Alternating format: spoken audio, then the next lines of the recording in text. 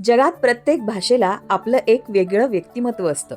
इंग्रजी म्हणजे टाय घातलेला, नीटनेटका, ऑफिसला वेळेवर पोहोचणारा सज्जन माणूस. आणि मराठी म्हणजे पैठणी नेसलेली, ओठांवर हलकीशी स्मितरेषा असलेली, भावनांनी नटलेली आपलीच घरची बाई. इंग्रजी भाषेत आय लव्ह यू एवढंच म्हणायचं, सरळ साधं 3 शब्दात काम. पण मराठीत मी तुझ्यावर प्रेम करतो, तुझ्यावर जीव जडलाय माझा, तुझ्या वाचून मनच लागत नाही, तू आहेस म्हणून जग सुंदर आहे. अरे, प्रेम तर तेच, पण शब्दांची उधळण बघा ना. इंग्रजीत रेन म्हणजे पाऊस, मराठीत मात्र सरी, धारा, रिपरिप, रिमझिम, मुसळधार वृष्टी.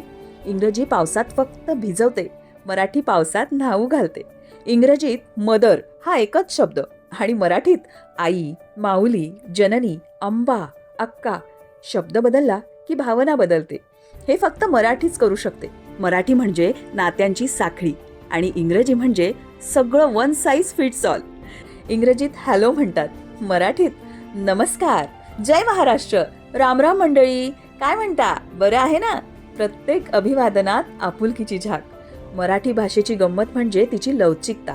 ती राग व्यक्त करू शकते, ती आनंद व्यक्त करू शकते, वाह किती सुंदर, ती आश्चर्य व्यक्त करू शकते, काय सांगतोस.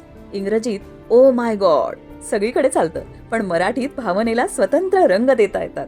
इंग्रजी शिकायला कधी कधी डिक्शनरी लागते, मराठी समजायला फक्त मन लागतं. इंग्रजीत नियम आधी आणि भावना नंतर, मराठीत मात्र भावना आधी नियम नंतर. हे सगळं सांगायचं कारण एकच, इंग्रजी उपयुक्त आहे, जगाशी जोडते, पण मराठी ती मनाशी जोडते. इंग्रजीत आपण बोलतो, मराठीत आपण जगतो.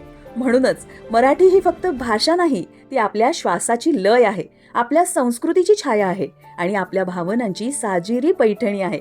आणि शेवटी एकच सांगेन, इंग्रजी आपल्याला ग्लोबल बनवते, पण आपली मराठी आपल्याला ओरिजिनल ठेवते. काय मग, ओरिजिनल राहायचंय ना.